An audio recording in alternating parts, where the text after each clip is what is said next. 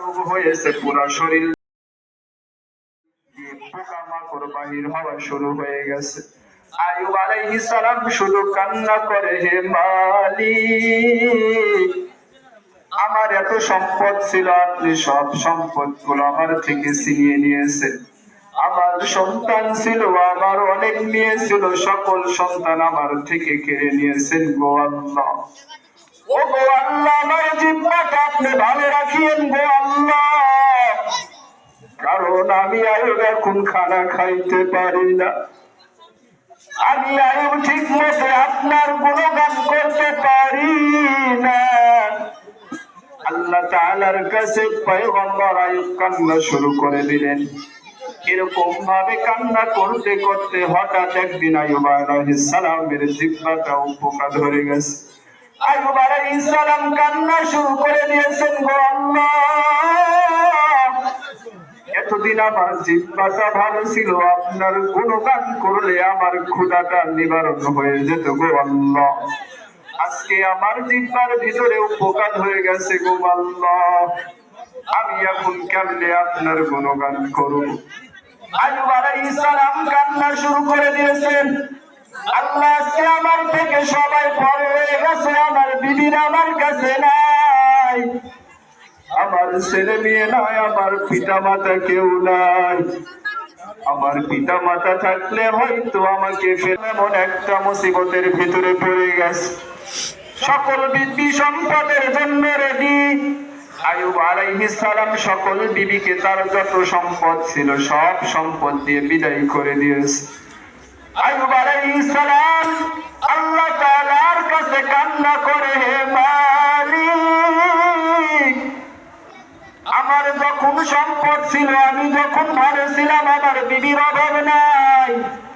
ও আল্লাহ, আমার এত টাকা পয়সা ছিল, আমার বিবিরা আমার কত ভালোবাসতো, আমাকে খেদমত করত।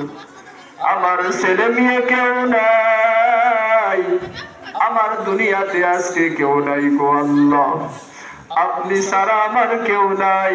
সকলেই ভুলে গেলে আল্লাহ আপনি আমাকে ভুলে যাবেন না গো আল্লাহ। আইয়ুব আলাইহিস সালাম হঠাৎ করে লক্ষ্য করে দেখে তার একজন বিবি পায়ের কাছে কান্না শুরু করে দিয়েছে। পয়গম্বর ডাক দিয়ে বলেন, ও বিবি, তুমি কেন এখন কান্না করো?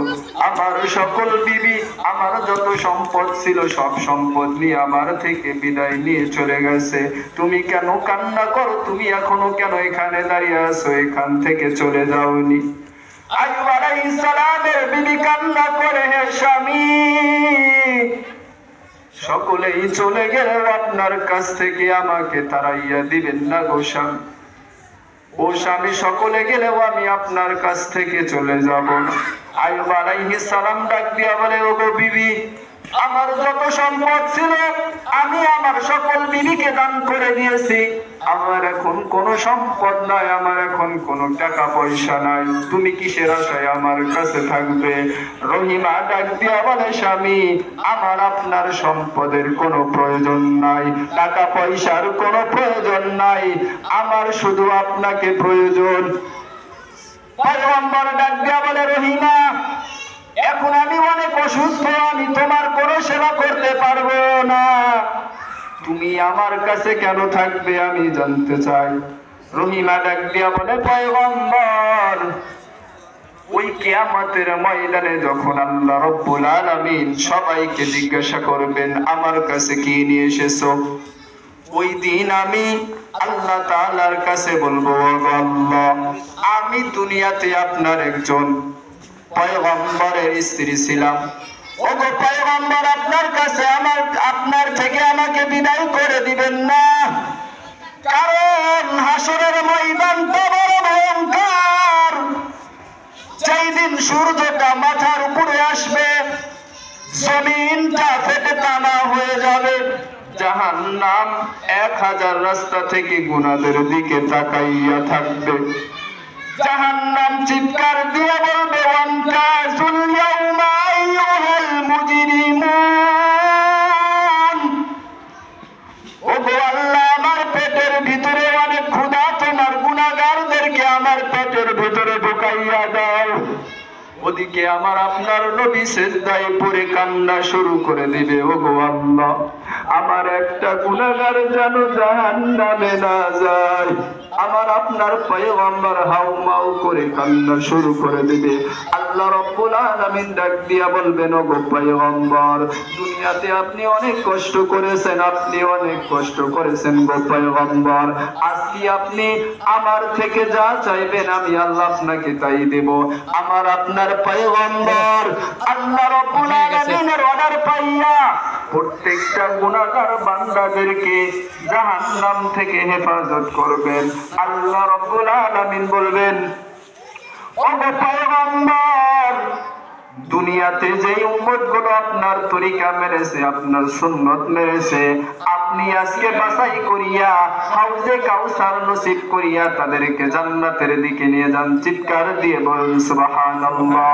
মুসলমান ইমানদার আল্লাহর গোলাম, এই জন্য আমাদের প্রত্যেকটা মুহূর্ত নবীর সুন্নত মেনে নবীর সুন্নত অনুযায়ী জীবন যাপন করা উত্তম, ঠিক কিনা?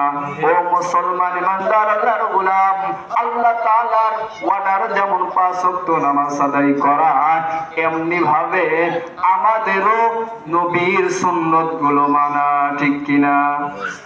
দেখেন দুনিয়াতে যদি একজন মন্ত্রীর সাথে যদি আপনি দেখা করতে চান, তাহলে কিন্তু মন্ত্রীর পদের নিচে যে আছে তার সাথে আপনার সম্পর্ক ভালো রাখতে হবে, ঠিক কিনা?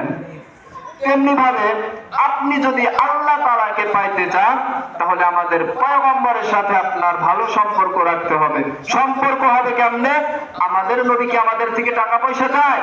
মুসলমান ইমানদার আল্লাহর গোলাম, আল্লাহ রাসূলের প্রত্যেকটা সুন্নত যেই বান্দা সঠিকভাবে মানতে পারবে এবং পয়গম্বরের তরিকা অনুযায়ী চলতে পারবে, সে একমাত্র হাউজে কাউসার নসিব করার সুযোগ পাবে। মুহতারাম হাজিরিন, আলোচনা লম্বা করব না যেহেতু আমার সময় শেষ। আল্লাহ রাব্বুল আলামিন আমাদের সবাইকে আল্লাহ তাআলার বিধিবিধানগুলো মানার মতো তৌফিক দান করে দুনিয়াতে যতদিন আমাদের হায়াত দিয়েছেন 5 ওয়াক্ত নামাজ, পিতামাতার খেদমত এবং হারাম হালাল বেঁচে চলার মতো তৌফিক দান করুন। পয়গম্বরের সুন্নাত অনুযায়ী জীবন পরিচালনা করার মতো তৌফিক দান করুন। ওয়া আখিরু দাওয়ানা আলহামদুলিল্লাহ। আসসালামু আলাইকুম ওয়া রাহমাতুল্লাহি ওয়া